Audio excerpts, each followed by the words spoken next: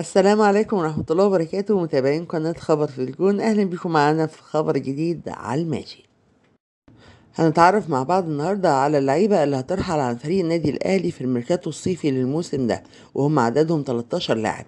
قبل ما نعرف هم مين، يا ريت تكتب لنا في التعليقات انت كنت عاوز مين يرحل وعاوز مين يفضل. وكمان ما تنساش اشترك في القناة وفعل الجرس عشان يوصلك منا كل جديد وحصري وكل أخبار الكورة، وكمان اعمل لايك للفيديو عشان يوصل لأكبر عدد من المتابعين. أول لعيب معانا النهاردة هو البرازيلي برونو سافيو، والذي عاد مرة أخرى إلى ناديه السابق بوليفار البوليفي. أما حمدي فتحي وده كان لاعب خط الوسط في النادي الأهلي لمدة 4 سنين، وده هيسافر على نادي الوطرة الإماراتي.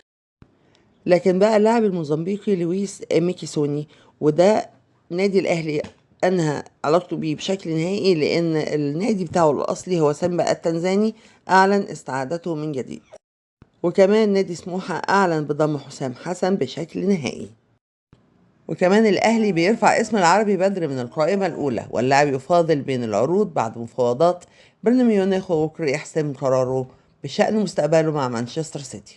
أخذ إجراء نهائي بفسخ عقد محمد محمود لاعب خط وسط الفريق، كما قام بإزالة اسم العربي بدر من قائمة الفريق للموسم القادم. وكمان أعلن النادي عن رحيل أيمن أشرف لنادي البنك الأهلي.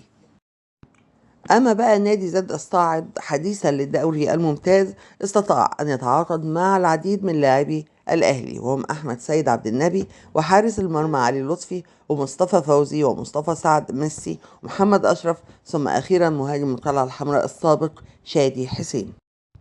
أما بقى الصفقات الجديدة اللي عملها النادي الأهلي واللعيبة الجديدة اللي هتيجي للنادي الأهلي، فده هقوله لكم في الفيديو اللي جاي. فعشان كده لازم تشترك في القناة وتفعل زر الجرس عشان يوصلك كل جديد وحصري من أخبار الكورة. كنتم مع خبر في الجول.